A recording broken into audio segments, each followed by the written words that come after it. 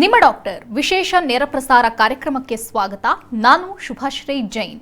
ಒತ್ತಡದ ಜೀವನ, ಬದಲಾಗುತ್ತಿರುವ ಜೀವನ ಶೈಲಿ, ಜನರಿಗೆ ನೂರಾರು ಆರೋಗ್ಯ ಸಮಸ್ಯೆ, ಯಾವ ಸಮಸ್ಯೆಗೆ ಯಾವ ಚಿಕಿತ್ಸೆ ಅನ್ನೋದೇ ದೊಡ್ಡ ಚಿಂತೆ. ಇಂತಹ ಸಮಸ್ಯೆ ಇರೋರಿಗೆ ಒಂದೇ ವೇದಿಕೆಯಲ್ಲಿ ಸಿಗುತ್ತೆ ಉತ್ತರ. ಇದೇ ಟಿವಿ9ನ ವಿಶೇಷ ಕಾರ್ಯಕ್ರಮ ನಿಮ್ಮ ಡಾಕ್ಟರ್. ಡಿಸ್ಕ್ ಸವೆತದಿಂದ ಕುತ್ತಿಗೆ ನೋವು ಅಥವಾ ಬೆನ್ನು ನೋವು ಕಾಣಿಸಿಕೊಂಡ್ರೆ ತುಂಬಾ ಕಷ್ಟಪಡಬೇಕು. ಈ ನೋವಿನಿಂದ ಉತ್ಸಾಹ ಕುಗ್ಗುತ್ತೆ, ಅಲ್ಲದೆ ಈ ನೋವು ಬೆಡ್ ರೆಸ್ಟ್ ತೆಗೆದುಕೊಳ್ಳುವಂತೆ ಮಾಡುತ್ತೆ. ಅಷ್ಟಕ್ಕೂ ಈ ಕುತ್ತಿಗೆ ನೋವು ಹಾಗೆ ಬೆನ್ನು ನೋವು ಕಾಣಿಸಿಕೊಳ್ಳಲು ಕಾರಣಗಳು ಹಲವಾರಿವೆ. ಗಂಟೆಗಟ್ಟಲೆ ಒಂದೇ ಕಡೆ ಕುಳಿತು ಕೆಲಸ ಮಾಡೋದು, ಸರಿಯಾದ ವ್ಯಾಯಾಮ ಇಲ್ಲದಿರೋದು, ಕೆಲಸದ ಒತ್ತಡ ಮತ್ತು ಅತಿಯಾದ ಭಾರ ಎತ್ತೋದ್ರಿಂದ ಈ ತೆರನಾದ ನೋವುಗಳು ಬರುವ ಸಾಧ್ಯತೆ ಹೆಚ್ಚಿರುತ್ತೆ. ಆದರೆ ಭಯಪಡುವ ಅವಶ್ಯಕತೆ ಇಲ್ಲ. ಇದಕ್ಕೆ ಹೋಮಿಯೋಪತಿಯಲ್ಲಿ ಪರಿಣಾಮಕಾರಿ ಹಾಗೂ ಶಾಶ್ವತ ಪರಿಹಾರ ಇದೆ. ಈ ಬಗ್ಗೆ ಹೆಚ್ಚಿನ ಮಾಹಿತಿ ನೀಡಲಿದ್ದಾರೆ ಹೋಮಿಯೋಕೇರ್ ಇಂಟರ್ನ್ಯಾಷನಲ್ನ ವೈದ್ಯರಾದ ಉಮರ್. ಡಾಕ್ಟರ್, ಕಾರ್ಯಕ್ರಮಕ್ಕೆ ಸ್ವಾಗತ. ಹಲೋ. ಇನ್ನು ವೀಕ್ಷಕರೇ, ಟಿವಿ ಸ್ಕ್ರೀನ್ನಲ್ಲಿರುವಂತಹ ಸಂಖ್ಯೆಗೆ ಕರೆ ಮಾಡೋ ಮೂಲಕ ತಾವು ಡಾಕ್ಟರ್ ಜೊತೆ ನೇರವಾಗಿ ಮಾತನಾಡಬಹುದು. ಡಾಕ್ಟರ್, ಇವತ್ತು ನಾವು ಡಿಸ್ಕ್ ಸವೆತದ ಬಗ್ಗೆ ಮಾತನಾಡಲಿಕ್ಕಿದ್ದೇವೆ. ಮೊದಲನೇದಾಗಿ, ಸಾಕಷ್ಟು ಜನರು ಹೇಳ್ತಾ ಇರ್ತಾರೆ ನನಗೆ ಡಿಸ್ಕ್ ಪ್ರಾಬ್ಲಮ್ ಇದೆ ಅಂತ. ಆದರೆ ಡಿಸ್ಕ್ ಪ್ರಾಬ್ಲಮ್ ಅಂದರೆ ಏನು ಅನ್ನೋದೇ ಅವ್ರಿಗೆ ಗೊತ್ತಿಲ್ಲ. ಏನು ಆ್ಯಕ್ಚುಲಿ? ನೋಡಿ, ಆ ಡಿಸ್ಕ್ ಸಮಸ್ಯೆ ಅಂತ ಹೇಳ್ತೀರಿ. ಇದಕ್ಕೆ ಮುಂಚೆ ಡಿಸ್ಕ್ ಅಂತ ಏನು ಅಂತ ನಾವು ತಿಳ್ಕೊಳೋದು ತುಂಬ ಇಂಪಾರ್ಟೆಂಟ್. ಸೊ ನಮ್ಮ ಬೆನ್ನು ಮೂಳೆ ಏನಿದೆಯೋ ಇದಕ್ಕೆ ನಾವು ಸ್ಪೈನಲ್ ಕಾರ್ಡ್ ಅಂತ ಹೇಳ್ತೀರಿ. ಸೊ ಈ ಸ್ಪೈನಲ್ ಕಾರ್ಡ್ ನಮ್ಮ ಕುತ್ತಿಗೆಯಿಂದ ಹಿಡ್ದು ನಮ್ಮ ಲೋವರ್ ಬ್ಯಾಕ್ ರೀಜನ್ವರೆಗೂ 33 ಮೂಳೆಯಿಂದ ಫಾರ್ಮ್ ಆಗಿರುತ್ತೆ. ಸೊ ಈ 33 ಮೂಳೆ ಮಧ್ಯ ಒಂದು ಸ್ಪೇಸ್ ಕ್ರಿಯೇಟ್ ಆಗ್ತಾ ಹೋಗುತ್ತೆ. ಇದಕ್ಕೆ ನಾವು ಇಂಟರ್ವರ್ಟಿಬ್ರಲ್ ಸ್ಪೇಸ್ ಅಂತ ಹೇಳ್ತೀರಿ. ಸೊ ಈ ಸ್ಪೇಸ್ ಮಧ್ಯ ಒಂದು ಕುಷನಿಂಗ್ ಮಟೀರಿಯಲ್ ಇರುತ್ತೆ. ಇದಕ್ಕೆ ನಾವು ಡಿಸ್ಕ್ ಅಂತ ಹೇಳ್ತೀರಿ. ಸೊ ಈ discs material certain chemical, certain ಎನ್ಸೈಮ್ಸ್ನಿಂದ, ಸರ್ಟನ್ ಕಾರ್ಟಿಲೇಜ್ನಿಂದ ಫಾರ್ಮ್ ಆಗಿರುತ್ತೆ. ಸೊ ಈ ಡಿಸ್ಕ್ ಬೇಸಿಕ್ ಫಂಕ್ಷನ್ ಏನಾಗುತ್ತೆ ಅಂದರೆ ಮೂವ್ಮೆಂಟ್ನ ಏಡ್ ಮಾಡೋದು. ಇದೊಂದು ಶಾಕ್ ಅಬ್ಸರ್ವ್ ಥರ ಕೆಲಸ ಮಾಡ್ತಾ ಹೋಗುತ್ತೆ. ಸೊ ಒಂದು ವೇಳೆ ಈ ಒಂದು ಡಿಸ್ಕಲ್ಲಿ ಏನಾದರೂ ಒಂದು ಪೆಥಾಲಜಿ ಸ್ಟಾರ್ಟ್ ಆದಾಗ, ಅಂದರೆ ಡಿಸ್ಕ್ ಆ ಜಾಗದಿಂದ ಜರುಗಿಬಿಡಬಹುದು, ಅಥವಾ ಡಿಸ್ಕಲ್ಲಿ ನೀರಿನ ಅಂಶ ಕಡಿಮೆ ಆಗಬಹುದು, ಅಥವಾ ಇದಕ್ಕೆ ನಾವು ಡಿಸ್ಕ್ ಬಲ್ಜ್ ಅಂತ ಹೇಳ್ತೀರಿ, ಅಥವಾ ಡಿಸ್ಕ್ ಹರ್ನಿಯೇಷನ್ ಅಂತ ಹೇಳ್ತೀರಿ. ಸೊ ಈ ಥರ ಆಗಿ ಏನಾದರೂ ಒಂದು ಲೋವರ್ ಬ್ಯಾಕ್ ಪೇಯ್ನ್ ಸ್ಟಾರ್ಟ್ ಆದಾಗ ಆಗ ಇದಕ್ಕೆ ನಾವು ಡಿಸ್ಕ್ ಸಮಸ್ಯೆ ಅಂತ ನಾವು ಹೇಳ್ತೀರಿ. ಸಾಮಾನ್ಯವಾಗಿ ಎಲ್ಲರೂ ಕೂಡ ಅವರ ಲೈಫ್ ಟೈಮಲ್ಲಿ ಒಂದು ಸತಿ ಬ್ಯಾಕ್ ಪೇಯ್ನ್ ಅಥವಾ ನೆಕ್ ಪೇಯ್ನ್ ಎಕ್ಸ್ಪೀರಿಯನ್ಸ್ ಮಾಡೇ ಇರ್ತಾರೆ. ಸೊ ಈ ನೋವು ಬಂದಿದ ತಕ್ಷಣ ಇದಕ್ಕೆ ನಾವು ಡಿಸ್ಕ್ ಸಮಸ್ಯೆ ಅಂತ ನಾವು ಹೇಳೋದಿಲ್ಲ. ಸೊ ಈ ನೋವು ಬಂದಾಗ ಬೇಸಿಕ್ಲಿ ಇದನ್ನು ನಾವು 2 ವಿಧದಲ್ಲಿ ನಾವು ಕ್ಲಾಸಿಫೈ ಮಾಡ್ತೀರಿ. ಒಂದು ಮೆಕ್ಯಾನಿಕಲ್ ಪೇಯ್ನ್ ಅಂತ ಹೇಳ್ತೀರಿ, ಇನ್ನೊಂದೊಂದು ಕ್ರಾನಿಕ್ ಪೇಯ್ನ್ ಅಂತ ಹೇಳ್ತೀರಿ. ಸೊ ಮೆಕ್ಯಾನಿಕಲ್ ಪೇಯ್ನ್ ಅಂತ ಹೇಳಿದಾಗ, ಈಗ ನಮ್ಮ ದಿನನಿತ್ಯ ಏನೊಂದು ಚಟುವಟಿಕೆ ಇರುತ್ತೋ ಅದಕ್ಕಿಂತ ಹೆಚ್ಚಾಗಿ ನಾವು ಕೆಲಸ ಮಾಡಿದಾಗ, ತುಂಬ ಜಾಸ್ತಿ ಎಕ್ಸರ್ಷನ್ ಆದಾಗ, ತುಂಬ ಜಾಸ್ತಿ ನಾವು ಟ್ರಾವೆಲ್ ಮಾಡಿದ್ರಿ, ಡ್ರೈವ್ ಮಾಡಿದ್ರಿ, ಆಗ ನಮಗೆ ಬೆನ್ನು ನೋವು, ಕುತ್ತಿಗೆ ನೋವು, ಭುಜ ನೋವು ಬರಬಹುದು. ಸೊ ಇದು ಮೆಕ್ಯಾನಿಕಲ್ ಪೇಯ್ನ್ ಆಗುತ್ತೆ. ಸೊ ಈ mechanical pain generally self limiting ಇರುತ್ತೆ. ಸೆಲ್ಫ್ ಲಿಮಿಟಿಂಗ್ ಅಂತ ಹೇಳಿದ್ರೆ, ಇದಕ್ಕೆ ನಾವು ರೆಸ್ಟ್ ತೊಗೊಂಡಾಗ, ಅಥವಾ ನಾವು ಒಂದು ವೇಳೆ ಇದಕ್ಕೆ ಯಾವುದೇ ಥರದ ಒಂದು ಚಿಕಿತ್ಸೆ ತೊಗೊಳ್ಳಿಲ್ಲ ಅಂದ್ರೂ ಕೂಡ ಈ ಒಂದು ನೋವು 7 ದಿನದಲ್ಲಿ ಕಡಿಮೆ ಆಗಿಬಿಡುತ್ತೆ. ವೆರಾಸ್ ಒಂದು ಕ್ರಾನಿಕ್ ಪೇಯ್ನ್ ಅಂತ ನಾವೇನು ಹೇಳ್ತೀರಿ, ಕ್ರಾನಿಕ್ ಪೇಯ್ನ್ 4 ವಾರಕ್ಕಿಂತ ಹೆಚ್ಚಾಗಿ ಕುತ್ತಿಗೆ ಭಾಗದಲ್ಲಿ ಅಥವಾ ಲೋವರ್ ಬ್ಯಾಕಲ್ಲಿ ಇದ್ದಾಗ ಇದಕ್ಕೆ ನಾವು ಕ್ರಾನಿಕ್ ಪೇಯ್ನ್ ಅಂತ ಹೇಳ್ತೀರಿ. ಸೊ ಈ ಕ್ರಾನಿಕ್ ಪೇಯ್ನಲ್ಲಿ ಲೋವರ್ ಬ್ಯಾಕ್ ಪೇಯ್ನ್ ರೀಜನಲ್ಲಿ ಈ ಒಂದು ಸಮಸ್ಯೆ, ಈ ಒಂದು ಡಿಸ್ಕ್ ಸಮಸ್ಯೆ ಅಂತ ನಾವು ಹೇಳಬಹುದು. ಸೊ ಡಿಸ್ಕ್ ಸಮಸ್ಯೆ ಅಂತ ಹೇಳೋದಕ್ಕೆ ಇದಕ್ಕೆ ಸರ್ಟನ್ ಕ್ರೈಟೀರಿಯಾ ಇರುತ್ತೆ. ಸೊ ಬರೀ ಒಂದು ಬ್ಯಾಕ್ ಪೇಯ್ನ್ ಒಂದೇ ಅಲ್ಲ. ಸೊ ಈ ಬ್ಯಾಕ್ ಪೇಯ್ನ್ ಜೊತೆ ಸಾಕಷ್ಟು ಸ್ಟಿಫ್ನೆಸ್ ಇರಬಹುದು, ಅಥವಾ ರೇಡಿಯೇಟಿಂಗ್ ಪೇಯ್ನ್ ಇರಬಹುದು. ಈ ಥರದ ಒಂದು ಕ್ರೈಟೀರಿಯಾಸ್ ಮೀಟ್ ಆಗ್ತಾ ಹೋದಾಗ ಆಗ ಇದಕ್ಕೆ ನಾವು ಡಿಸ್ಕ್ ಸಮಸ್ಯೆ ಅಂತ ನಾವು ಹೇಳ್ತೀರಿ. ಓಕೆ ಡಾಕ್ಟರ್, ಡಿಸ್ಕ್ ಪ್ರಾಬ್ಲಮ್ ಕಾಣಿಸಿಕೊಳ್ಳೋದಕ್ಕೆ ಕಾರಣ ಏನು?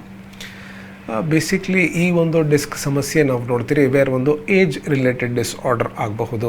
ವೇರ್ 50 ವರ್ಷ 55 ವರ್ಷ ಆದಮೇಲೆ ಈ ಒಂದು ಸಮಸ್ಯೆ ಬರುವ ಸಾಧ್ಯತೆ ಹೆಚ್ಚಿರಬಹುದು.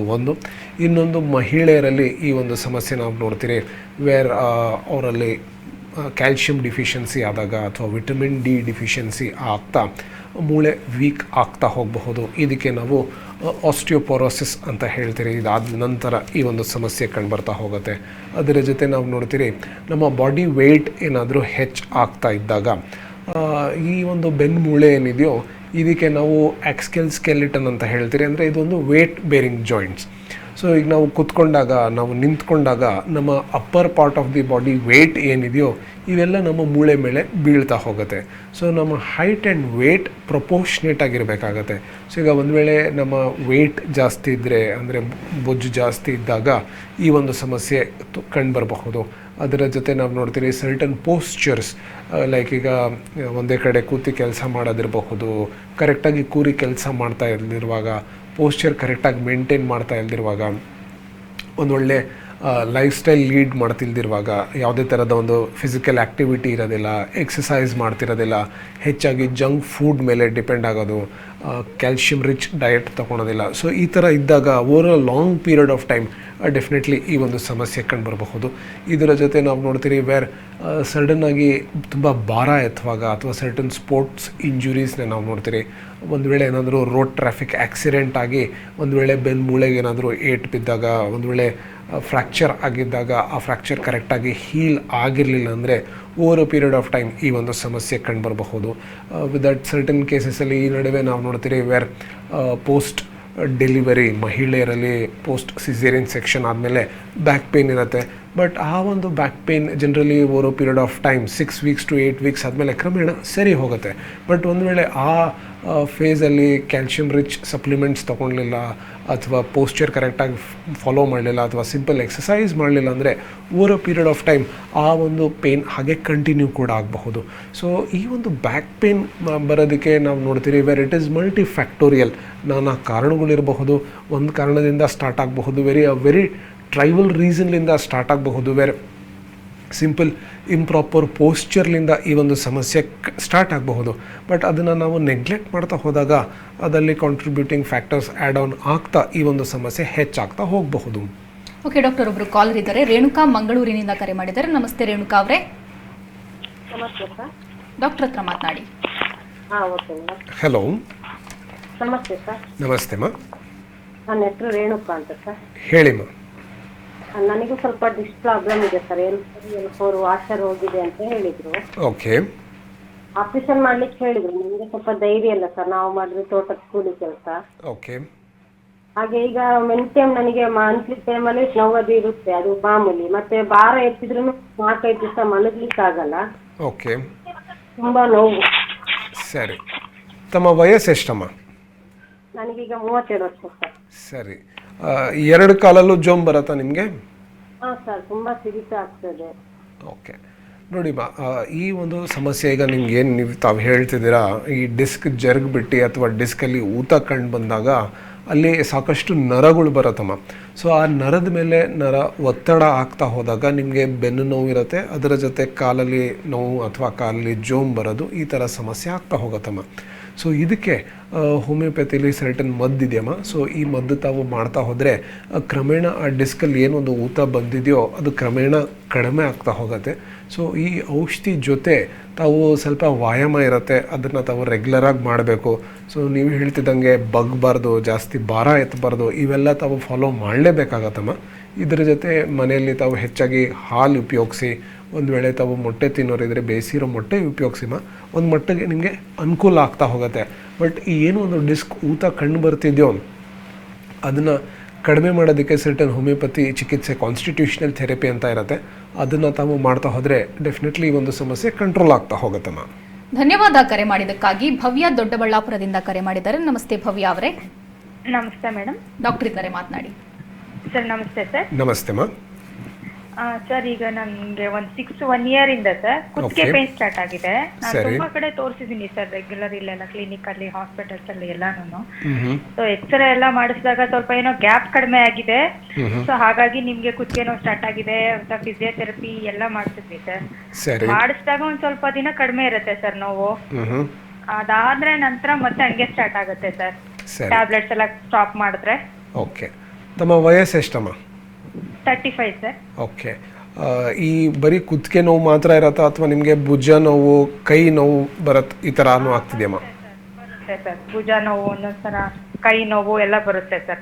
ಸರಿ ನೋಡಿಮ್ಮ, ಈ ಡಿಸ್ಕ್ ಸ್ಪೇಸ್ ಕಡಿಮೆ ಆಗ್ತಾ ಹೋದಾಗ ಇದಕ್ಕೆ ನಾವು ನಿಮ್ಮ ಏಜ್ ಗ್ರೂಪ್ 32 ಇಯರ್ಸಲ್ಲಿ ಇದಕ್ಕೆ ನಾವು ಅರ್ಲಿ ಸ್ಪಾಂಡಿಲೈಟಿಸ್ ಅಂತ ನಾವು ಹೇಳ್ತೀರಿ. ಅಂದರೆ ಈ ಸಮಸ್ಯೆ ಏನೊಂದು 45-50 ವರ್ಷಕ್ಕೆ ಆಗೋದಿರುತ್ತೋ ಅದು ನಿಮ್ಮ ಇದರಲ್ಲಿ ತುಂಬ ಬೇಗ ಕಂಡು ಬಂದಿದೆ. ಸೊ ಇದಕ್ಕೆ ನಾವು ಅರ್ಲಿ ಸ್ಪಾಂಡಿಲೈಟಿಸ್ ಅಂತ ಹೇಳ್ತೀರಿ. ಸೊ ಈಗ ಎಕ್ಸ್ರೇಯಲ್ಲಿ ಮೂಳೆ ಮಧ್ಯ ಸ್ಪೇಸ್ ಕಡಿಮೆ ಆಗಿದೆ ಅಂತ ಗೊತ್ತಾಗಿದ್ದಾಗ ಇದಕ್ಕೆ ನಾವು ಸರ್ಟನ್ ಮೆಷರ್ಸ್ ಮಾಡಬೇಕಮ್ಮ. ಈಗ ಇದಕ್ಕೆ ಮುಂಚೆ ತಾವು ಮಾಡಿರೋದು ಬಹುಶಃ ಬರೀ ಪೇನ್ ಕಿಲ್ಲರ್ಸ್ ತೊಗೊಂಡಿರ್ತೀರ. ಸೊ ಇದನ್ನು ತೊಗೊಂಡಾಗ ನಿಮಗೆ ನೋವು ಕಡಿಮೆ ಆಗುತ್ತೆ. ಬಟ್ ಈಗ ಏನೊಂದು ಆ ಮೂಳೆ ಮಧ್ಯ ಸ್ಪೇಸ್ ಕಡಿಮೆ ಆಗಿದೆಯೋ ಅದು ಸರಿ ಹೋಗೋದಿಲ್ಲ. ಸೊ ಇದಕ್ಕೆ ನೀವೇನು ಮಾಡಬೇಕು, ರೆಗ್ಯುಲರಾಗಿ ಸರ್ಟನ್ ಎಕ್ಸಸೈಸ್ ಇರುತ್ತೆ. ಸೊ ನೆಕ್ ಮಸಲ್ಸ್ನ ಸ್ಟ್ರೆಂಥನ್ ಮಾಡ್ಕೊಳೋದಕ್ಕೆ ಸರ್ಟನ್ ಎಕ್ಸಸೈಸ್ ಇರುತ್ತೆ. ಅದನ್ನು ತಾವು ರೆಗ್ಯುಲರಾಗಿ ಮಾಡಬೇಕು, ದಿನ ಮಾಡಬೇಕು. ನಿಮಗೆ ನೋವು ಇಲ್ಲದಿದ್ದರೂ ಕೂಡ ಈ ಒಂದು ಎಕ್ಸಸೈಸ್ ನೀವು ರೆಗ್ಯುಲರಾಗಿ ಫಾಲೋ ಮಾಡಬೇಕಮ್ಮ. ಅದರ ಜೊತೆ ಸರ್ಟನ್ ಹೋಮಿಯೋಪತಿ ಮೆಡಿಸಿನ್ಸ್ ಇರುತ್ತೆ. ಸೊ ಈ ಮೆಡಿಸಿನ್ಸ್ ತಾವು ಮಾಡ್ತಾ ಹೋದಾಗ ಆ ಡಿಸ್ಕ್ ಏನಿರುತ್ತೋ ಆ ಡಿಸ್ಕ್ ಥಿನ್ ಔಟ್ ಆಗ್ತಾ ಹೋಗತ್ತಮ್ಮ. ಆ ಡಿಸ್ಕ್ ಕಡಿಮೆ ಆಗ್ತಾ ಹೋದಾಗ ಈ ಒಂದು ಸ್ಪೇಸ್ ಕಡಿಮೆ ಆಗೋದು. ಸೊ ಆ ಡಿಸ್ಕ್ ರೀಜನರೇಟ್ ಆಗೋದಕ್ಕೆ ಸರ್ಟನ್ ಹೋಮಿಯೋಪತಿ ಮೆಡಿಸಿನ್ಸ್ನ ನಾವು ಕೊಡ್ತೀರಿ. ನಾವು ಯಾವುದೇ ಥರ ನೋವು ಮಾತ್ರೆ ಕೊಡೋದಿಲ್ಲಮ್ಮ. ನೋವು ಬರ್ತಿರೋ ಕಾರಣ ಆ ಡಿಸ್ಕ್ ಕಡಿಮೆ ಆಗ್ತಿರೋದು, ಸವಿತ ಆಗ್ತಿರೋದು. ಸೊ ಆ ಡಿಸ್ಕ್ನ ಇಂಪ್ರೂವ್ ಮಾಡೋದಕ್ಕೆ ಸರ್ಟನ್ ಕಾನ್ಸ್ಟಿಟ್ಯೂಷನಲ್ ಥೆರಪಿ ಇರುತ್ತೆ. ಅದನ್ನು ತಾವು ಮಾಡಿದ್ರೆ ಡೆಫಿನೆಟ್ಲಿ ಈ ಒಂದು ಸಮಸ್ಯೆ ಕಂಟ್ರೋಲ್ ಆಗ್ತಾ ಹೋಗುತ್ತೆ. ಇದರ ಜೊತೆ ಹೆಚ್ಚಾಗಿ ತಾವು ಹಾಲು ಉಪಯೋಗಿಸಿ, ರಾಗಿ ಉಪಯೋಗಿಸಿ, ಒಂದು ವೇಳೆ ತಾವು ಮೊಟ್ಟೆ ತಿನ್ನೋರಿದ್ರೆ ಬೇಯಿಸಿರೋ ಮೊಟ್ಟೆ ಉಪಯೋಗಿಸಿ ಮಾಡಿ ಡೆಫಿನೆಟ್ಲಿ ಹೆಲ್ಪ್ ಆಗುತ್ತೆ. ಧನ್ಯವಾದ ಕರೆ ಮಾಡಿದ್ದಕ್ಕಾಗಿ. ದಯಾನಂದ್ ಕೊಡಗಿನಿಂದ ಕರೆ ಮಾಡಿದ್ದಾರೆ. ನಮಸ್ತೆ ದಯಾನಂದ್ ಅವರೇ. ನಮಸ್ತೆ ಮೇಡಮ್. ಸಮಸ್ಯೆ ಹೇಳ್ಕೊಳ್ಳಿ.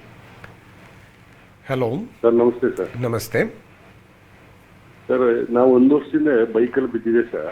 ಓಕೆ.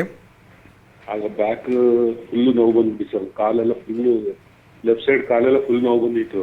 ಸರಿ. ಆಗ ನಾರಾಯಣ ಹಾಸ್ಪಿಟ್ಲ್ ಕರ್ಕೊಂಡೋಗಿ L4 L5 ಇದಾಗಿದೆ ಅಂದ್ಬಿಟ್ಟೇನೋ ಆಪರೇಷನ್ ಮಾಡಿದ್ರು ಸರ್. ಅದು ಸರಿ. ಸರ್ಜರಿ ಮಾಡಿದ್ರು, ನ್ಯೂರೋ ಸರ್ಜನ್ನು ಮಾಡಿದ್ರು. ಓಕೆ. ಅದು ಈಗ ನೋವು ಬರ್ತಿದೆ ಸರ್. 8-9 ತಿಂಗಳಾಯ್ತು ಈಗ. ಓಕೆ. ಈಗಲೂ ನೋವು ಬರ್ತಿದೆ ಸರ್. ಏನು ಮಾಡೋದು ಸರ್? ಓಕೆ. ತಮ್ಮ ವೆಯ್ಟ್ ಆ್ಯಂಡ್ ಹೈಟ್ ಎಷ್ಟಿದೆಯಪ್ಪ? ತೂಕ ಎಷ್ಟಿದೆ ನಿಮ್ಮದು? ನಂದು ಹೈಟ್ ಬಂದು 6.1 ಇದೆ ಸರ್. ಓಕೆ. ವೆಯ್ಟ್ ಬಂದು 92 ಇದೆ. ಓಕೆ. ನೋಡಿ, ನಿಮ್ಮ ಹೈಟಿಗೆ ನಿಮ್ಮ ವೆಯ್ಟ್ ಜಾಸ್ತಿ ಇದೆ. ಅದರ ಜೊತೆ ಈಗ ಆಲ್ರೆಡಿ ನಿಮಗೆ L4 L5 ಮಧ್ಯ ಬಹುಶಃ ಅಲ್ಲಿ ಡಿಸ್ಪ್ಲೇಸ್ಡ್ ಫ್ರ್ಯಾಕ್ಚರ್ ಆಗಿರುತ್ತೆ. ಸೊ ಅದನ್ನು ಸರಿ ಮಾಡಿದ್ದೀರಾ. ಸೊ ಆಪರೇಷನ್ ಆದಮೇಲೂ ಕೂಡ ಈಗ ನಿಮಗೆ ಪೇಯ್ನ್ ಬರ್ತಿದೆ ಅಂದರೆ ದಿ ಮೇನ್ ಥಿಂಗ್ ನಿಮ್ಮ ವೆಯ್ಟ್ನ ತಾವು ರಿಡ್ಯೂಸ್ ಮಾಡ್ಕೊಳ್ಬೇಕು. That is very important. ಅದರ ಜೊತೆ ಸರ್ಟನ್ ಸಿಂಪಲ್ ಎಕ್ಸಸೈಸ್ ಮಾಡಿ. ಸೊ ಈ ಎಕ್ಸಸೈಸ್ ನೀವು ಫಾಲೋ ಮಾಡ್ತಾ ಹೋದರೆ ನಿಮ್ಮ ಏನೊಂದು ಲೋವರ್ ಬ್ಯಾಕ್ ಮಸಲ್ಸ್ ಏನಿರುತ್ತೋ ಅದು ಸ್ಟ್ರೆಂಥನ್ ಆಗ್ತಾ ಹೋಗುತ್ತೆ. ಸೊ ಅದರ ಜೊತೆ ಸರ್ಟನ್ ಪೋಸ್ಚರ್ಸ್, ನೀವು ಕೂರಬೇಕಾದಾಗ, ಎದೊಳ್ಬೇಕಾದಾಗ ಅಥವಾ ಮಲ್ಗಿ ತಾವು ಎದೊಳ್ತಿರ್ಬೇಕಾದಾಗ ಸರ್ಟನ್ ಸಿಂಪಲ್ ಪೋಸ್ಚರ್ಸ್ನ ತಾವು ಫಾಲೋ ಮಾಡಬೇಕು. ಅದ್ರ ಜೊತೆ ಆ ಪೇಯ್ನ್ ಏನು ಬರ್ತಿದೆಯೋ ಆ ಪೇಯ್ನ ಎಲಿವೇಟ್, ಅಂದರೆ ಆ ಪೇಯ್ನ್ ಕಡಿಮೆ ಆಗೋದಕ್ಕೆ ಸರ್ಟನ್ ಮೆಡಿಸಿನ್ಸ್ ಇರುತ್ತೆ. ಸೊ ಮೆಡಿಸಿನ್ಸ್ ಜೊತೆ ತುಂಬ ಇಂಪಾರ್ಟೆಂಟ್ ನಿಮ್ಮಲ್ಲಿ ವೆಯ್ಟ್ ಲಾಸ್ ನೀವು ಮಾಡಲೇಬೇಕಾಗತ್ತೆ. ವೆಯ್ಟ್ ಲಾಸ್ ಮಾಡ್ಕೊಳ್ತಾ ಹೋದರೆ ಡೆಫಿನೆಟ್ಲಿ ಒಂದು ಸಮಸ್ಯೆ ಕಂಟ್ರೋಲ್ ಆಗುತ್ತಪ್ಪ. ಧನ್ಯವಾದ ಕರೆ ಮಾಡಿದ್ದಕ್ಕಾಗಿ. ಡಾಕ್ಟರ್, ಇನ್ನು ಸಾಮಾನ್ಯವಾಗಿ ಯಾವೆಲ್ಲ ಡಿಸ್ಕ್ ಪ್ರಾಬ್ಲಮ್ ಕಂಡು ಬರುತ್ತೆ? ಸಾಮಾನ್ಯವಾಗಿ ಈ ಒಂದು ಡಿಸ್ಕ್ ಸಮಸ್ಯೆನ ನಾವು 2 ಥರದಲ್ಲಿ ನಾವು ನೋಡ್ತೀರಿ. ಒಂದು ಸರ್ವೈಕಲ್ ಡಿಸ್ಕ್ ಲೀಷನ್ ಅಂತ ಹೇಳ್ತೀರಿ, ಇನ್ನೊಂದು ಲಂಬಾರ್ ಡಿಸ್ಕ್ ಲೀಷನ್ ಅಂತ ಹೇಳ್ತೀರಿ. ಸರ್ವೈಕಲ್ ಡಿಸ್ಕ್ ಲೀಷನ್ ಅಂತ ಹೇಳಿದ್ರೆ ಕುತ್ತಿಗೆ ಭಾಗದಲ್ಲಿ ಆಗುವ ಲೀಷನ್ಗೆ ನಾವು ಸರ್ವೈಕಲ್ ಡಿಸ್ಕ್ ಲೀಷನ್ ಅಂತ ಹೇಳ್ತೀರಿ. ಅದೇ ಥರ ಲೋವರ್ ಬ್ಯಾಕ್ ರೀಜನಲ್ಲಿ ಆದಾಗ ಇದಕ್ಕೆ ನಾವು ಲಂಬಾರ್ ರೀಜನ್ ಅಂತ ಹೇಳ್ತೀರಿ. ಸೊ ಈ ಲೋವರ್ ಬ್ಯಾಕಲ್ಲಿ ಆದಾಗ ಇದಕ್ಕೆ ನಾವು ಲಂಬಾರ್ ಡಿಸ್ಕ್ ಲೀಷನ್ ಅಂತ ಹೇಳ್ತೀರಿ. ಸೊ ಈ ಡಿಸ್ಕ್ ಸಮಸ್ಯೆ ಈಗ ನಾವು ನೋಡಿದಾಗ, ಈಗ ಫಾರ್ ಎಕ್ಸಾಂಪಲ್ ಈಗ ಸಾಕಷ್ಟು ಜನ ನಾವು ನೋಡ್ತೀರಿ ಬೇರೆ MRI ರಿಪೋರ್ಟ್ ಮಾಡಿಸಿರ್ತಾರೆ. ಸೊ ಈ MRI ರಿಪೋರ್ಟಲ್ಲಿ ನಾವು ನೋಡಿದಾಗ ಡಿಸ್ಕ್ ಹರ್ನಿಯೇಟ್ ಆಗಿದೆ ಅಂತ ಹೇಳ್ತೀರಿ, ಅಥವಾ ಡಿಸ್ಕ್ ಬಲ್ಜ್ ಆಗಿದೆ, ಡಿಸ್ಕ್ ಪ್ರೊಟ್ರೂಷನ್ ಆಗಿದೆ, ಅಥವಾ ಇಂಟರ್ವರ್ಟಿಬ್ರಲ್ ಡಿಸ್ಕ್ ಪ್ರೊಲ್ಯಾಪ್ಸ್ ಆಗಿದೆ, ಅಥವಾ ಸರ್ವೈಕಲ್ ಸ್ಪಾಂಡಿಲೋಸಿಸ್ ಆಗಿದೆ, ಲಂಬಾರ್ ಸ್ಪಾಂಡಿಲೋಸಿಸ್ ಆಗಿದೆ, ಪೋಸ್ಟೀರಿಯರ್ ಸೈಡ್ ಆಗಿದೆ, ಆಂಟೀರಿಯರ್ ಸೈಡ್ ಆಗಿದೆ ಅಂತ ಹೇಳ್ತೀರಿ. ಸೊ ಇವೆಲ್ಲ ಇದನ್ನು ಒಂದು ಬ್ಲ್ಯಾಂಕೆಟ್ ಟರ್ಮಿನಾಲಜಿಯಲ್ಲಿ ಈಸಿ ಅಂಡರ್ಸ್ಟ್ಯಾಂಡಿಂಗಿಗೆ ನಾವು ಡಿಸ್ಕ್ ಪೆಥಾಲಜಿ ಅಂತ ನಾವು ಹೇಳ್ತೀರಿ. ಓಕೆ ಡಾಕ್ಟರ್, ಯಾವಾಗ ಡಾಕ್ಟರ್ನ ಕನ್ಸಲ್ಟ್ ಮಾಡಬೇಕು? ಸಾಮಾನ್ಯ ನೋವಿಗೂ ಡಿಸ್ಕ್ ಪ್ರಾಬ್ಲಮ್ಗೂ ಇರುವಂಥ ವ್ಯತ್ಯಾಸ ಏನು? ಒಂದು ವೇಳೆ ಈಗ ನೋವು ಶುರು ಆಗಿ ನಮಗೆ ಕಾರಣ ಗೊತ್ತಾಗ್ತಾ ಇದ್ದಾಗ, ಫಾರ್ ಎಕ್ಸಾಂಪಲ್ ಈಗ ನಾವು ತುಂಬ ಜಾಸ್ತಿ ಶ್ರಮ ಮಾಡಿದ್ರಿ, ತುಂಬ ಜಾಸ್ತಿ ಕೆಲಸ ಮಾಡಿದ್ರಿ, ಅದಾದ ನಂತರ ನಮಗೆ ನೋವು ಕಂಡು ಬರ್ತಾ ಇದೆ. ಸೊ ಇದು ಒಂದು ಮೆಕ್ಯಾನಿಕಲ್ ಪೇಯ್ನ್ ಆಗಬಹುದು.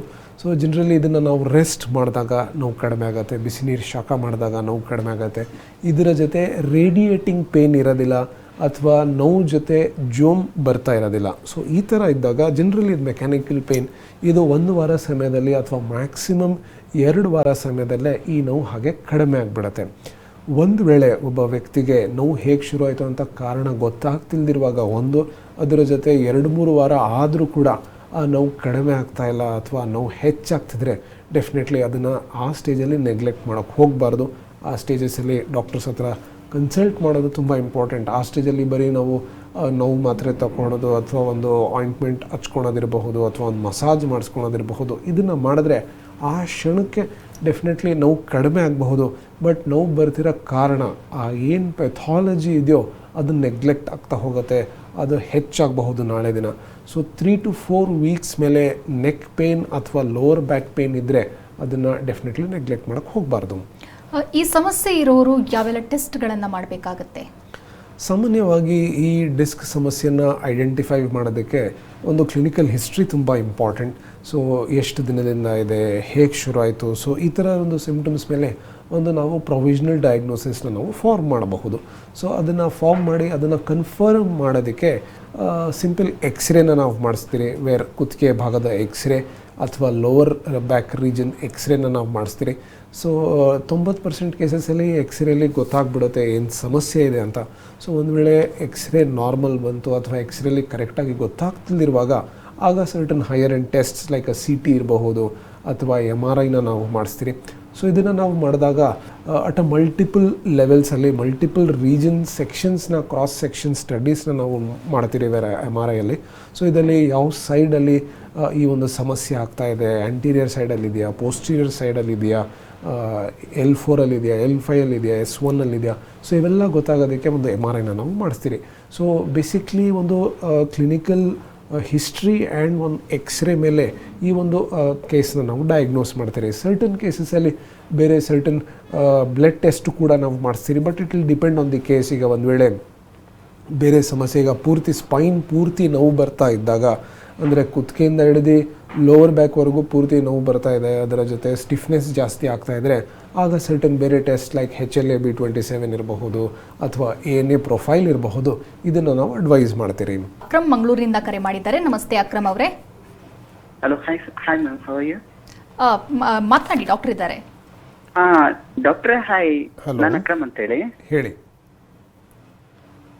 ಸಮಸ್ಯೆ ಹೇಳಿ. ನಮಸ್ತೆ ಸರ್. ನಮಸ್ತೆ ಡಾಕ್ಟರ್. ನಮಸ್ತೆಪ್ಪ, ಹೇಳಿ. ನಾನು ಈ ಯೂರಿಕ್ ಆಸಿಡ್ ಇಂದ ನಮಗೆ ಬ್ಯಾಕ್ ಪೇನ್ ಏನೋ ಬರುತ್ತಾ? ಅಂದ್ರೆ ನಂದೀಗ ಸೊಂಟದಲ್ಲಿ ಒಂದು ಪೇನ್, ತುಂಬಾ ಪೇನ್, ಅಂದ್ರೆ ಅದ್ರದ್ದು ನಾನು ಎಕ್ಸ್ರೇ ಎಲ್ಲ ತಕೊಂಡಿದ್ದೇನೆ. ಓಕೆ. ಅದರಲ್ಲಿ ಏನೋ ಎಫೆಕ್ಟ್ ಇದೆಯಾ? ನೋಡಿ, ಯೂರಿಕ್ ಆ್ಯಸಿಡ್ ಹೆಚ್ಚಾದರೆ ಸಾಮಾನ್ಯವಾಗಿ ಕೈ ಕಾಲಲ್ಲಿ ಬೆರಳಲ್ಲೆಲ್ಲ ನೋವು ಬರ್ತಾ ಹೋಗುತ್ತೆ. ಅದರ ಜೊತೆ ತುಂಬ ಜಾಸ್ತಿ ಯೂರಿಕ್ ಆ್ಯಸಿಡ್ ತುಂಬ ಜಾಸ್ತಿ ಇದ್ದಾಗ ಮೂತ್ರಪಿಂಡದಲ್ಲಿ ಅಂದರೆ ಕಿಡ್ನಿಯಲ್ಲಿ ಸ್ಟೋನ್ಸ್ ಫಾರ್ಮ್ ಆಗಬಹುದು.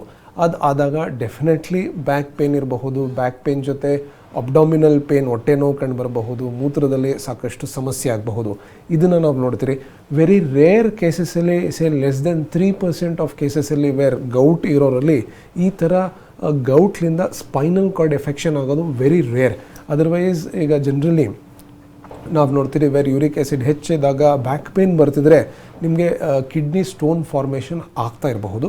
ಸೊ ಈಗ ತಾವು ಎಕ್ಸ್ರೇ ಮಾಡಿಸಿದ್ದೀರಾ, ಎಕ್ಸ್ರೇಲಿ ಕಿಡ್ನಿ ಸ್ಟೋನ್ಸ್ ಕಂಡುಬರೋದು ರಿಲೇಟಿವ್ಲಿ ರೇರ್, ಏರಿಫ್ಯಾಕ್ಟ್ಸ್ ಅಂತ ನಾವು ಹೇಳ್ತೀರಿ. ಸೊ ಇದಕ್ಕೆ ಒಂದು ಸಿಂಪಲ್ ತಾವು ಹೊಟ್ಟೆಯ ಭಾಗದ ಸ್ಕ್ಯಾನ್ ಮಾಡಿಸಿ, ಸೊ ಸ್ಕ್ಯಾನಿಂಗಲ್ಲಿ ಒಂದು ವೇಳೆ ಏನಾದರೂ ನಿಮಗೆ ಕಂಡು ಬರ್ತಿದ್ರೆ 4 mm 5 mm various size stones ಕಂಡು ಬರಬಹುದು. ಆ ಥರ ಇದ್ದಾಗ ಅದಕ್ಕೆ ತಕ್ಕಂಗೆ ಸರ್ಟನ್ ಮೆಡಿಸಿನ್ಸ್ ಮಾಡಿ ಹೆಚ್ಚಾಗಿ ನೀರು ಉಪಯೋಗಿಸಿ ಡೆಫಿನೆಟ್ಲಿ ನಿಮಗೆ ಬ್ಯಾಕ್ ಪೇನ್ ಕಂಟ್ರೋಲ್ ಆಗ್ತಾ ಹೋಗುತ್ತಪ್ಪ. ಧನ್ಯವಾದ ಕರೆ ಮಾಡಿದ್ದಕ್ಕಾಗಿ. ಡಾಕ್ಟರ್, ಇನ್ನು ಟ್ರೀಟ್ಮೆಂಟ್ ಪ್ರೊಸೀಜರ್ ಬಗ್ಗೆ ಹೇಳೋದಾದರೆ ಹೇಗಿರುತ್ತೆ ಹೋಮಿಯೋಕೇರ್ ಇಂಟರ್ನ್ಯಾಷನಲ್ನಲ್ಲಿ? ಈ ಒಂದು ಡಿಸ್ಕ್ ಸಮಸ್ಯೆಯನ್ನು ಡಯಾಗ್ನೋಸ್ ಮಾಡಿದ ನಂತರ ಇದನ್ನು ಟ್ರೀಟ್ಮೆಂಟ್ ಮಾಡೋಕ್ಕೆ ಮುಂಚೆ ನಾವು 3 ಸ್ಟೇಜಸಲ್ಲಿ ಇದನ್ನು ನಾವು ಕ್ಲಾಸಿಫೈ ಮಾಡ್ತೀರಿ. So first stage, second stage and third stage ಅಂತ ಹೇಳ್ತೀರಿ. ಸೊ ಫಸ್ಟ್ ಸ್ಟೇಜಲ್ಲಿ ಇದ್ದಾಗ ಈ ಒಂದು ಸಮಸ್ಯೆ ಸ್ಟಾರ್ಟ್ ಆಗಿ ಲೆಸ್ ದೆನ್ 6 months ಆಗಿರುತ್ತೆ. ಸೊ ಇದರಲ್ಲಿ ಮೇಜರ್ ಡಿಗ್ರಿ ಕಾಂಪ್ಲಿಕೇಶನ್ಸ್ ಇರೋದಿಲ್ಲ, ರೇಡಿಯೇಟಿಂಗ್ ಪೇಯ್ನ್ ಇರೋದಿಲ್ಲ. ಸೊ ಇದಕ್ಕೆ ನಾವು ಫಸ್ಟ್ ಸ್ಟೇಜ್ ಆಫ್ ಡಿಸೀಸ್ ಅಂತ ಹೇಳ್ತೀರಿ. So second stage of disease ಇದ್ದಾಗ ಈ ಒಂದು ಸಮಸ್ಯೆ ಸ್ಟಾರ್ಟ್ ಆಗಿ ಮೋರ್ ದೆನ್ 6 months ಆಗಿರುತ್ತೆ. ಇದರಲ್ಲಿ ಮೈಲ್ಡ್ ಡಿಗ್ರಿ ಕಾಂಪ್ಲಿಕೇಶನ್ಸ್ನ ನಾವು ನೋಡಬಹುದು ಅಥವಾ ರೇಡಿಯೇಟಿಂಗ್ ಪೇನ್ನ ನಾವು ನೋಡಬಹುದು.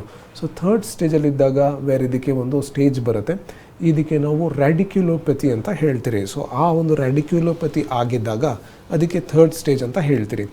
ರ್ಯಾಡಿಕ್ಯುಲೋಪತಿ ಅಂತ ಹೇಳಿದಾಗ ಒಬ್ಬ ವ್ಯಕ್ತಿಗೆ ಸೊಂಟ ನೋವು, ಬೆನ್ನು ನೋವು ಜೊತೆ ಕಾಲಲ್ಲಿ ಅಥವಾ ಕೈಯಲ್ಲಿ ಟೋಟಲಿ ಒಂದು ಪ್ಯಾರಾಲಿಸಿಸ್ ಆದಂಗೆ ಆಗಬಹುದು. ಕೈಯಲ್ಲಿ ಬಲ ಇರೋದಿಲ್ಲ, ಕಾಲಲ್ಲಿ ಬಲ ಇರೋದಿಲ್ಲ, ಅಥವಾ ಮೂತ್ರ ಕಂಟ್ರೋಲಲ್ಲಿ ಇರೋದಿಲ್ಲ, ಮೂತ್ರ ಬಟ್ಟೆಯಲ್ಲೇ ಆಗಿಬಿಡೋದು, ಮೂತ್ರ ಆಗೋದು ಸೆನ್ಸೇಷನ್ನೇ ಇರೋದಿಲ್ಲ. ಸೊ ಈ ಥರ ಇದ್ದಾಗ ಇದಕ್ಕೆ ನಾವು ರ್ಯಾಡಿಕ್ಯುಲೋಪತಿ ಅಂತ ಹೇಳ್ತೀರಿ. ಸೊ ಈ ಒಂದು ರ್ಯಾಡಿಕ್ಯುಲೋಪತಿ ಸ್ಟೇಜಲ್ಲಿದ್ದಾಗ ಪೇಷಂಟ್ಸ್ ಇದನ್ನು ನಾವು ಬೇರೆ ಥರದ ಟ್ರೀಟ್ಮೆಂಟ್ನ ನಾವು ಮಾಡ್ತೀರಿ. ಸೊ ಇದಕ್ಕೆ ಒಂದು ಪ್ಯಾಲಿಯೇಟಿವ್ ಟೈಪ್ ಆಫ್ ಟ್ರೀಟ್ಮೆಂಟ್ ಅಂತ ಹೇಳ್ತೀರಿ. ಸೊ ಇದ್ರ ಜೊತೆ ಈಗ first and second stage of disease ಇದ್ದಾಗ ಒಂದು ಕಾನ್ಸ್ಟಿಟ್ಯೂಷನಲ್ ಥೆರಪಿ ಅಂತ ನಾವು ಹೇಳ್ತೀರಿ. ಸೊ ಕಾನ್ಸ್ಟಿಟ್ಯೂಷನಲ್ ಥೆರಪಿ ಅಂತ ಹೇಳಿದ್ರೆ ಒಬ್ಬ ವ್ಯಕ್ತಿಯ ಲೈಫ್ ಸ್ಟೈಲ್ ಹೇಗಿದೆ, ಅವರ ಫಿಸಿಕಲ್ ಅಟ್ರಿಬ್ಯೂಟ್ಸ್ ಹೇಗಿದೆ, ಅವರ ಮೆಂಟಲ್ ಅಟ್ರಿಬ್ಯೂಟ್ಸ್ ಹೇಗಿದೆ, ಅವರ ಹೈಟ್ ಆ್ಯಂಡ್ ವೇಟ್ ಹೇಗಿದೆ, ಅವರ ನ್ಯೂಟ್ರಿಷನಲ್ ಸ್ಟೇಟಸ್ ಹೇಗಿದೆ, ಇವನ್ನೆಲ್ಲ ಅನಲೈಸ್ ಮಾಡ್ತಾ ಸರ್ಟನ್ ಮೆಡಿಸಿನ್ಸ್ ಕೊಡ್ತೀರಿ. ಸೊ ಇದಕ್ಕೆ ನಾವು ಕಾನ್ಸ್ಟಿಟ್ಯೂಷನಲ್ ಥೆರಪಿ ಅಂತ ಹೇಳ್ತೀರಿ. ಸೊ ಈ ಒಂದು ಕಾನ್ಸ್ಟಿಟ್ಯೂಷನಲ್ ಥೆರಪಿ ನಾವು ಕೊಡ್ತಾ ಹೋದಾಗ ಏನು ನಮ್ಮ ಮೂಳೆ ಮಧ್ಯ ಈ ಒಂದು ಡಿಸ್ಕಲ್ಲಿ ಚೇಂಜಸ್ ಆಗ್ತಾ ಇರತ್ತೋ ಆ ಚೇಂಜಸ್ ಕ್ರಮೇಣ ಕಡಿಮೆ ಆಗ್ತಾ ಹೋಗುತ್ತೆ. ಸೊ ಈ ಔಷಧಿ ಜೊತೆ ನಾವು ಸರ್ಟನ್ ಎಕ್ಸಸೈಸ್ ಹೇಳಿರ್ತೀರಿ, ಸರ್ಟನ್ ಡಯಟನ್ನು ಫಾಲೋ ಮಾಡೋಕ್ಕೆ ಹೇಳಿರ್ತೀರಿ. ಇದನ್ನು ಫಾಲೋ ಮಾಡ್ತಾ ಹೋದರೆ ಈ ಒಂದು ಸಮಸ್ಯೆ ಕ್ರಮೇಣ ಕಂಟ್ರೋಲ್ ಆಗ್ತಾ ಹೋಗುತ್ತೆ. ಈಗ ರ್ಯಾಡಿಕ್ಯುಲೋಪತಿ ಸ್ಟೇಜ್ ಆಗಿದ್ದಾಗ ಟೋಟಲಿ ಕೈಯಲ್ಲಿ ಅಥವಾ ಕಾಲಲ್ಲಿ ಪ್ಯಾರಾಲಿಸಿಸ್ ಆಗಿದ್ದಾಗ ಫಸ್ಟ್ ಅದನ್ನು ಸರಿ ಮಾಡೋದಕ್ಕೆ ನಾವು ಮೆಡಿಕೇಷನ್ಸ್ ಕೊಡ್ತಾ ಹೋಗ್ತೀರಿ. So certain organo specific remedies ಇರಬಹುದು, ಸರ್ಟನ್ ಮಯಾಸ್ಮೆಟಿಕ್ ಮೆಡಿಕೇಷನ್ಸ್ ಅಂತ ಹೇಳ್ತೀರಿ. ಇದನ್ನು ಕೊಡ್ತಾ ಆ ಒಂದು ಪ್ಯಾರಾಲಿಟಿಕ್ ಸ್ಟೇಜ್ ಏನಿದೆಯೋ ಅದನ್ನು ರಿವರ್ಸ್ ಮಾಡೋಕ್ಕೆ ನಾವು ಪ್ರಯತ್ನ ಮಾಡ್ತಾ ಹೋಗ್ತೀರಿ. ವಿತ್ ದಟ್ ಬ್ಯಾಕ್ ಪೇನಿಗೆ ಮೆಡಿಕೇಷನ್ಸ್ ಕೊಡ್ತೀರಿ. ಸೊ ಈ ಥರ ಇನ್ ಅ ಕಾಂಬಿನೇಷನ್ ಈ ಒಂದು ರ್ಯಾಡಿಕ್ಯುಲೋಪತಿ ಸ್ಟೇಜಸ್ಸಲ್ಲಿ ನಾವು ಟ್ರೀಟ್ ಮಾಡ್ತೀರಿ. So but the bottom line, ಈ ಒಂದು ಡಿಸ್ಕ್ ಸಮಸ್ಯೆನ ನಾವು ಎಷ್ಟು ಬೇಗ ಐಡೆಂಟಿಫೈ ಮಾಡಿ ನಾವು ಕರೆಕ್ಟಾಗಿರುವಂಥ ನಾವು ಚಿಕಿತ್ಸೆ ತೊಗೊಂಡ್ರೆ ಡೆಫಿನೆಟ್ಲಿ ಅದರ ಔಟ್ಕಮ್ ತುಂಬ ಚೆನ್ನಾಗಿರುತ್ತೆ. ಅದರ ಜೊತೆ ಈ ಒಂದು ರ್ಯಾಡಿಕ್ಯುಲೋಪತಿ ಸ್ಟೇಜ್ ಬರೋದು ಕೂಡ ನಾವು ಅವಾಯ್ಡ್ ಮಾಡಬಹುದು. Okay doctor, thank you so much. ಸಾಕಷ್ಟು ಮಾಹಿತಿ ನೀಡಿದ್ರಿ. My pleasure. ಇನ್ನು ವೀಕ್ಷಕರೇ, ಡಾಕ್ಟರನ್ನು ನೇರವಾಗಿ ಭೇಟಿಯಾಗಬೇಕು ಅಂದರೆ ಅಡ್ರೆಸ್ ಪ್ಲೇಟ್ ಇಂದಿದೆ, ನೋಟ್ ಮಾಡ್ಕೊಳ್ಳಿ. Homeocare international private limited Bengaluru ಶಾಖೆಗಳು ಜಯನಗರ, ಮಲ್ಲೇಶ್ವರ, ಇಂದಿರಾನಗರ, HSR ಲೇಔಟ್. ಇತರೆ ಶಾಖೆಗಳು ಬೆಳಗಾವಿ, ದಾವಣಗೆರೆ, ಹುಬ್ಬಳ್ಳಿ, ಮೈಸೂರು, ಮಂಗಳೂರು, ಕಲಬುರಗಿ, ಬಳ್ಳಾರಿ, ವಿಜಯಪುರ, ಹಾಸನ, ಬೀದರ್, ಶಿವಮೊಗ್ಗ, ತುಮಕೂರು. ದೂರವಾಣಿ ಸಂಖ್ಯೆ 1800 108 1212.